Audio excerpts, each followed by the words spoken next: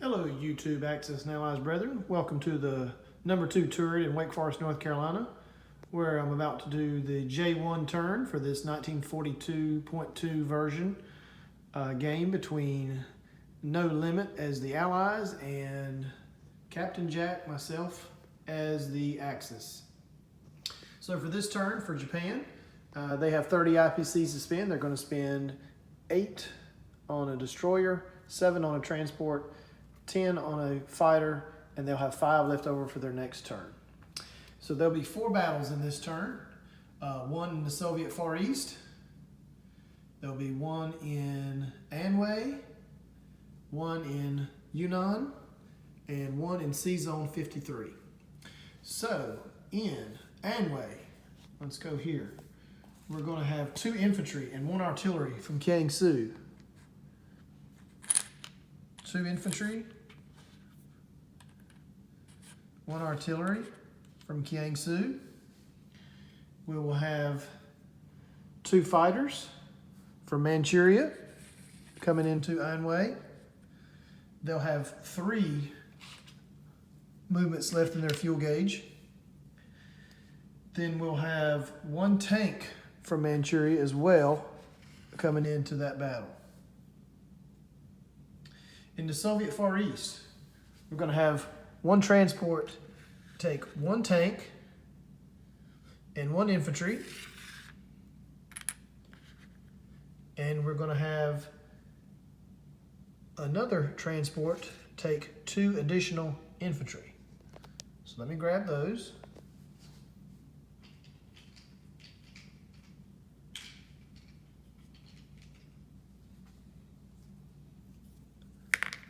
Put those on the board, and that will leave 1 infantry unit in motherland of Japan. All right, so in Yunnan,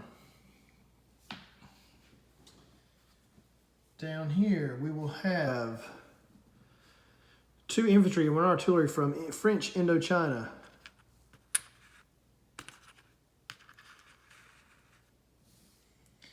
We will have 1 fighter from French Indochina, and that fighter will have 3 movements left in its fuel gauge.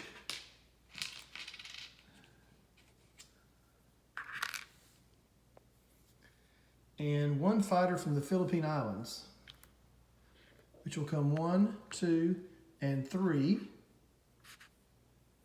and it will have 1 movement left in its fuel gauge. And last but not least, we'll have a battle in C-Zone 53, where 1 battleship, 1 destroyer, 1 cruiser from C-Zone 59 will come down and attack these American naval units. 1 cruiser, 1 sub, 1 destroyer, and 1 transport. And also 2 fighters from C-Zone 50 will join in this battle, and they'll have 2 movements left in their fuel gauge. Right here, and they should be able to land on this aircraft carrier once we do non-combat movements. We're also going to bring over this destroyer too from C-Zone 50. Forgot about that. So that'll join the battle as well. So I'll set up this first battle on the battle board, and we'll be right back. All right, so for the first battle in the Soviet Far East, we got 3 Japanese infantry units and 1 tank going up against 1 Soviet infantry unit. And so I'm not going to really actually set that up on the board, so I'm just going to roll that one out. So I've got my battle cup here. I actually have more supplies than I had during my last turn. I made a trip and picked a couple things up. So we've got 3 infantry attacking at 1, which are the 3 black hit die. These are the young grasshopper hit dice. So we've got 3 of those, and 1 tank at the blue hit dice, which is 3. And so we'll shake those up, roll those out. We're looking for 1 hit. And guess what? We got 1 hit from one of the infantry, but didn't hit for the tank, but that's fine. All we're looking for is 1. All right, so for the lone Russian infantry, we have one green dice, which is a two-hit die. And we'll roll that out and see if it can take any units out.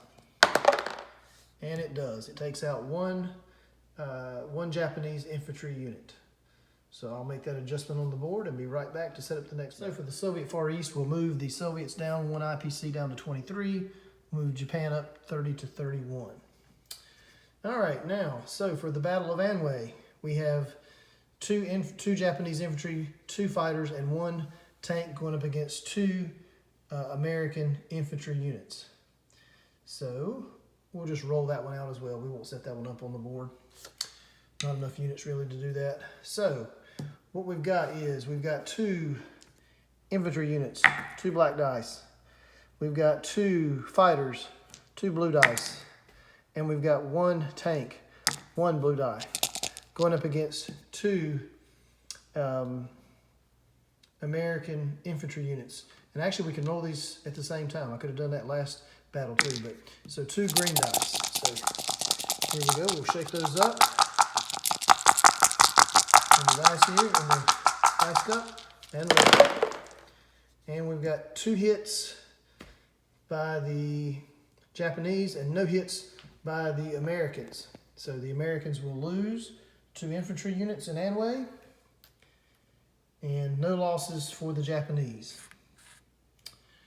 All right, so down, that works for me. So we'll work our way down to Yunnan. And in Yunnan, we've got 2 Japanese infantry, 1 artillery, and 2 fighters going up against 2 American infantry and 1 artillery. So again, not enough units really to set up on the battle board, so we'll just roll this one out.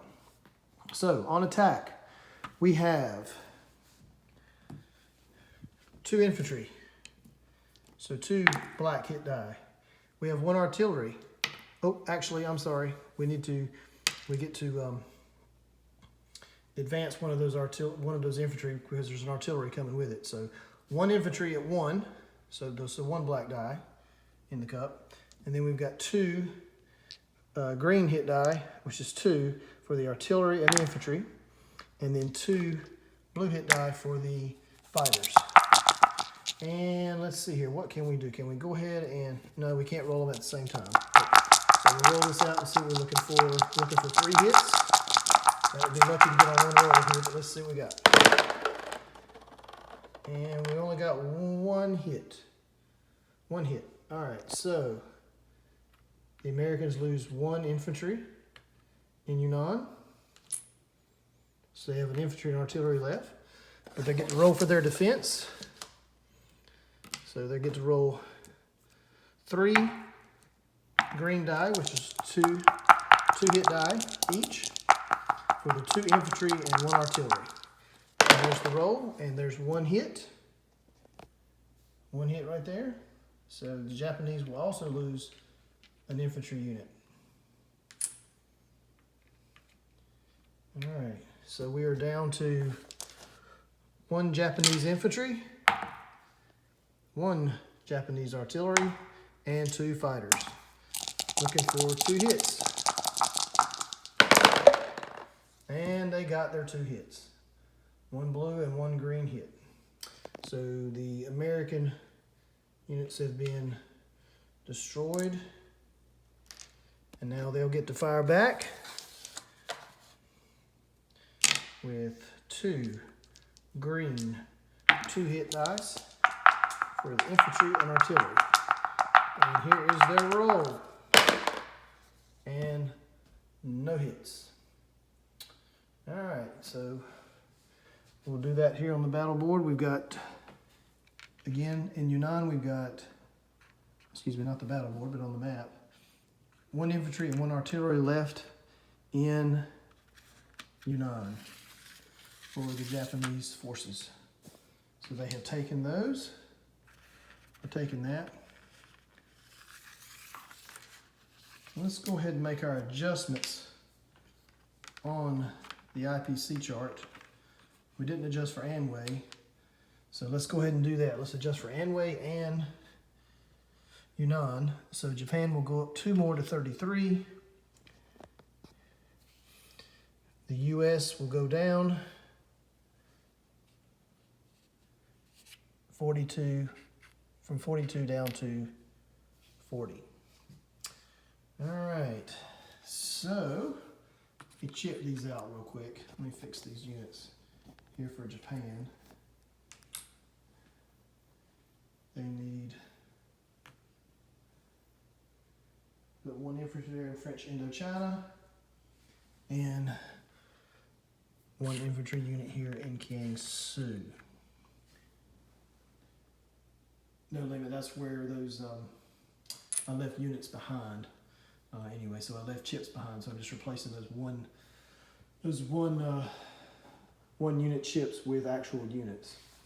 All right, so last battle, C-Zone 53. This is a pretty big one, so I'm gonna set this one up on the board. All right, so I've got this battle for C-Zone 53 set up on the battle board here.